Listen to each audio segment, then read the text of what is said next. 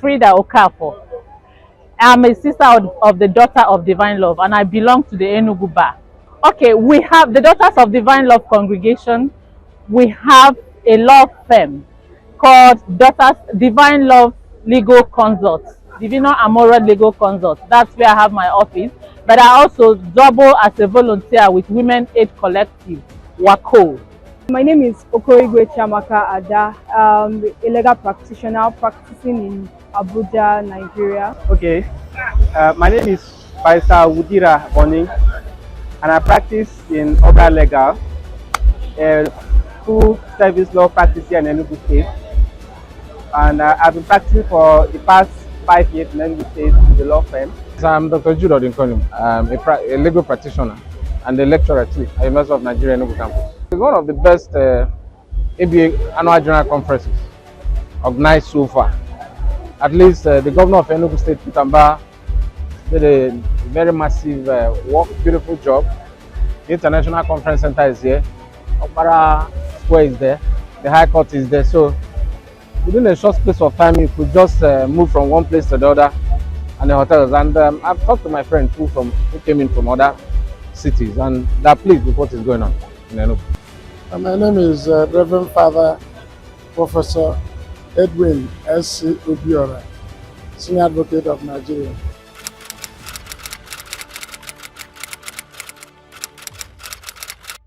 It's very interesting to be a Catholic nun at the same time a legal practitioner in Nigeria. There is always a clash in so many doctrines of our faith, but then we always try to stand out and stand tall. We try to present our Catholic faith beyond every other thing, but it's also very interesting combining the two, being civil and being Catholic and Christian at most. You know, being a Catholic lawyer at this fair, and from the things we learned from this conference, I'm going back with that motivation to actually shine my light, do what is expected of me as a legal practitioner, and proclaim Christ and what the church teaches in my practice as a lawyer. The conference theme for this year, Stand Out and Stand Tall, is very strategic.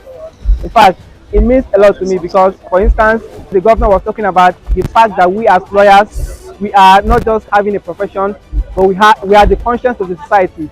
So the same thing also applies to me as a Catholic. The teaching of the church and of my faith, that we are supposed to bring our Catholic faith into our profession.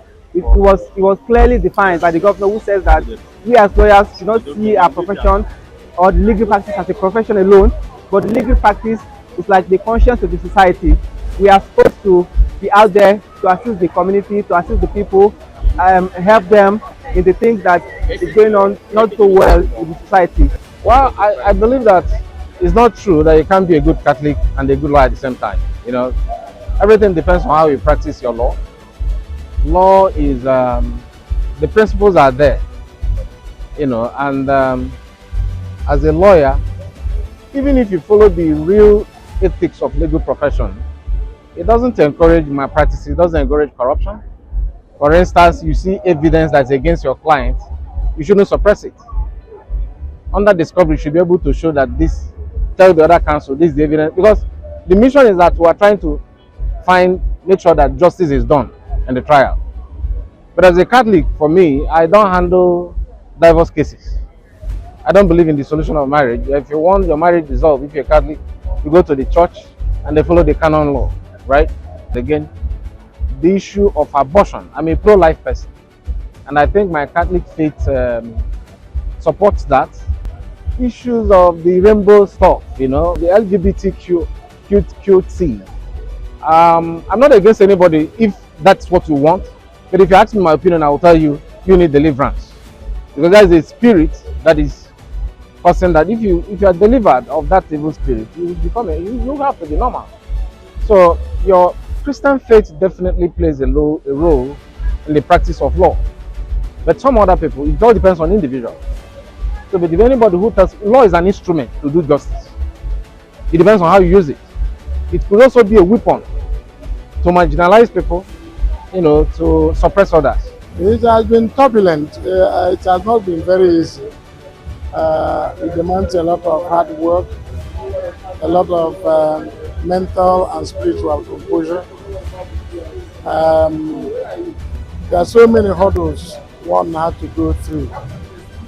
At the time, there was issue as to whether a priest of the Catholic Church can become a senior advocate. That issue was dealt with in several fora, but eventually, by God's grace, it was resolved that once the priest meets the requirements, there's nothing stopping him from being a senior advocate of Nigeria. So it is not easy, but by God's grace, that everything is possible. Standing out and standing tall. The team is apt because of the problems of the society.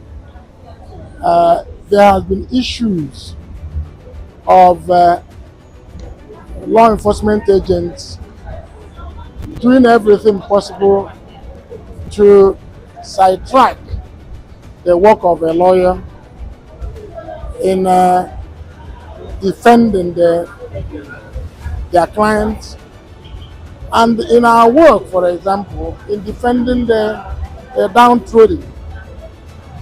The law enforcement agents mostly would like to be the power and control. They do not want the court to intervene. I remember one sad experience I had with the commissioner of police who said that the people who spoil this country is the court, because the court gives injunction against them, and the others compliant with the human right by interim orders and injunctions. So this team is apt to let lawyers know that they must stand out in the society and stand tall and let the rule of law apply. A society without the rule of law is a dead society, is an anarchy.